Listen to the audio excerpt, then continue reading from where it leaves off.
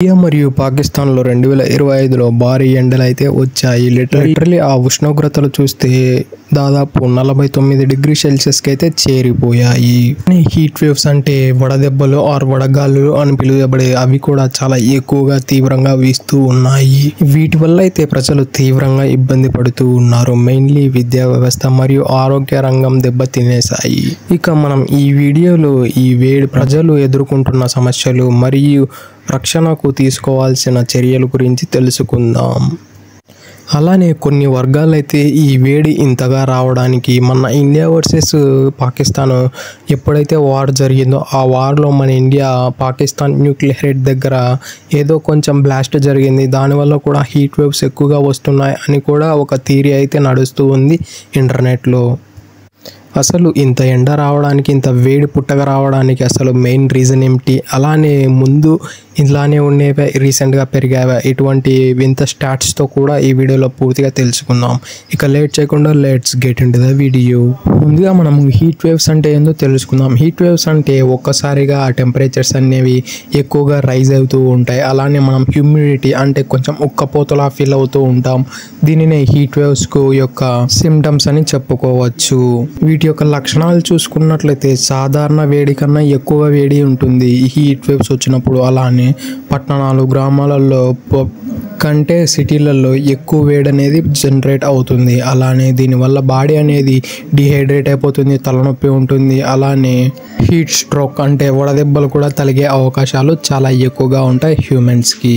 అలానే ఈ సంవత్సరం చూసుకున్నట్లయితే మామూలుగా ఎండలు అనేవి మార్చ్ ఆర్ ఏప్రిల్ నుంచి స్టార్ట్ అవుతాయి. కానీ ఈ సంవత్సరం ఎర్లియర్గానే ఫిబ్రవరి నుంచే స్టార్ట్ అయ్యాయి. మెయిన్లీ బెంగళూరు లాంటి కూలెస్ట్ అండ్ గ్రీనరీ సిటీలో ఏకంగా 33 డిగ్రీ సెల్సియస్ టెంపరేచర్ అనేది రికార్డ్ అయింది. అలానే ముంబై లాంటి పెద్ద సిటీలో కూడా 36 డిగ్రీ సెల్సియస్ అంటే దాదాపు గత సంవత్సరానికి ఈ సంవత్సరానికి పోల్చుకుంటే 5 డిగ్రీ సెల్సియస్ ఎక్కువగా పెరిగింది ముంబైలో.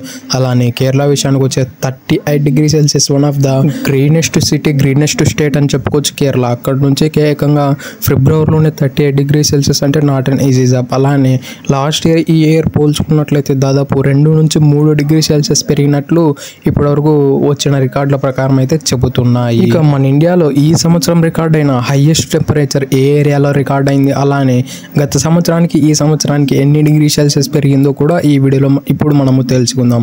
మెయిన్లీ మనము మన క్యాపిటల్ సిటీ అయిన న్యూఢిల్లీ విషయానికి వస్తే న్యూఢిల్లీలో లిటరల్లీ ఈ ఏప్రిల్లో దాదాపు 4-5 సార్లు 40 డిగ్రీ సెల్సియస్ టచ్ అయిందంట.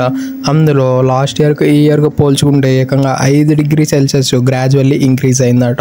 అంటే ఇదైతే అసలు నాట్ అన్ ఈజీ జాబ్. అయితే దీనివల్ల చాలా వరకు చాలా మందికి ఈ వడదెబ్బలు అనేవి తగలడానికి చాలా ఎక్కువగా ఆస్కారాలు ఉన్నాయి. అలానే సెకండ్ చూసుకున్నట్లయితే రాజస్థాన్లో కూడా లిటరల్లీ దాదాపు 46.4 డిగ్రీ సెల్సియస్ ఎండ అయితే నమోదైందంట ఏప్రిల్ 8 రోజు. అంటే ఇదైతే మైండ్ బ్లోయింగ్ అని చెప్పుకోవచ్చు. లిటరలీ ఇంత వేడైతే ఎప్పుడు కానీ మన ఇండియాలో జనరేట్ కాలేదు.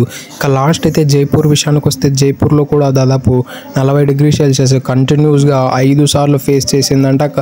కంటిన్యూస్గా 5 రోజులు అంటే చాలా వరకు చాలా మంది ఇబ్బంది పడి ఉంటారు దీనివల్ల. ఇక పాకిస్తాన్లో విషయానికి వస్తే సింధు ప్రావిన్స్లో దాదాపు 50 డిగ్రీ సెల్సియస్కి అయితే వేడైతే రీచ్ అయిందంట.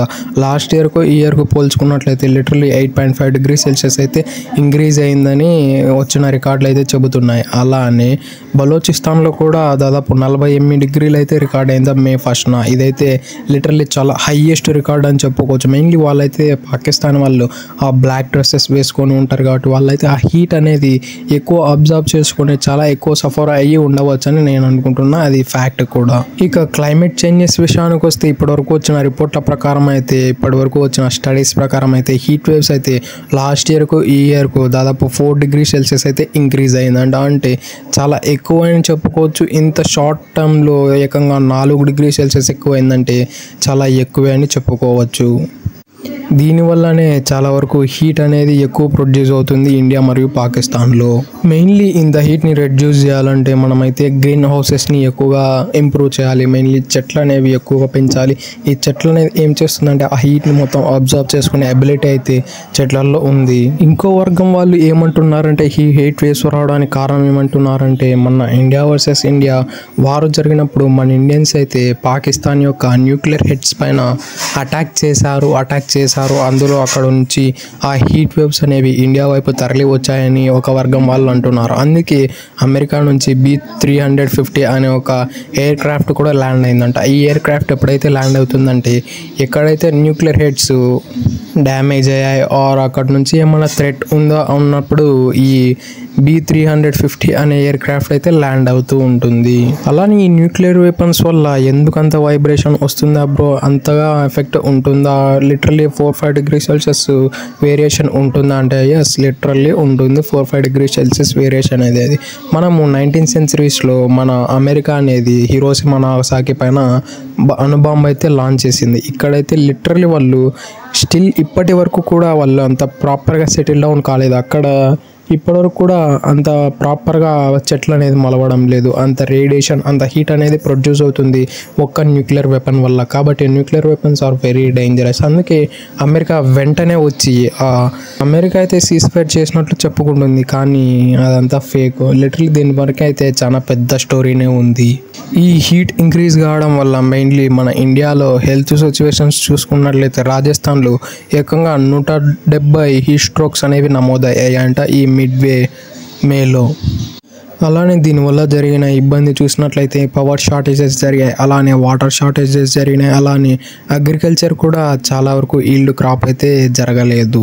దీనివల్ల అయితే ఇండియన్ పీపుల్స్ ఎవరైతే రైతులు మరియు మన ఇండియా అయితే చాలా వరకు నష్టాన్ని అయితే చూసింది. ఈ 2025లో మన ఇండియా లేదా పాకిస్తాన్లోనే మాత్రమే హీట్ వేవ్స్ అయితే రాలేదు. గ్లోబల్లీ ఆల్మోస్ట్ 20కి పైగా కంట్రీలలో ఏకంగా 1.22 degrees Celsius అయితే ఇంక్రీజ్ అయినట్లు చెబుతున్నాయి యావరేజ్గా. దీనివల్ల కోలుకోవడం ఎలా, దీని నుంచి భద్రపడడం ఎలా అంటే మెయిన్లీ గవర్నమెంట్ అయితే కొన్ని అయితే చేయాలి. మెయిన్లీ దీనివల్ల వార్నింగ్ అలారమ్స్ అనేవి ఇన్బిల్డ్ చేయాలి. అలానే కూల్ సెంటర్స్ అనేవి కొన్ని పెట్టాలి లైక్ అర్బన్ ఏరియాస్లో. అలానే యాజ్ ఏ ఇండివిజువల్గా అయితే మనమైతే హైడ్రేటెడ్గా ఉండాలి. బయటికి ఎండగా ఉన్నప్పుడు వెళ్ళడానికి అవాయిడ్ చేయాలి. అలానే use energy efficiency cold methods. మన బాడీని ఎల్లప్పుడూ కూల్గా ఉంచుకోవడానికి ట్రై చేయాలి, వేడిగా ఉండడం. ఇటువంటి కొన్ని సింపుల్ టెక్నిక్స్ చేసినట్లయితే డెఫినెట్లీ మనల్ని మనము కాపాడుకునే అవకాశాలు చాలా ఎక్కువగా ఉన్నాయి హీట్ నుంచి. లేదంటే మనం కూడా హీట్ స్ట్రోక్ ఆర్ డిహైడ్రేటెడ్ అయిపోయి బాడీ వీక్ అయిపోయి ఏదో ఒక అనారోగ్యంతో చనిపోయవచ్చు, లేదా ఏదైనా జరగవచ్చు. కాబట్టి డెఫినెట్లీ మనం ఇవన్నీ జాగ్రత్తగా పాటిస్తే ఇవన్నీ నెగోషియేట్ చేసే అవకాశాలు 200% అయితే ఉన్నాయి. That's it for today. ఇలాంటి మరెన్నో వీడియోల కోసం మన ఛానల్ సబ్స్క్రైబ్ చేసి డైలీ ఫాలో కండి. Thank you for it. Have a nice day.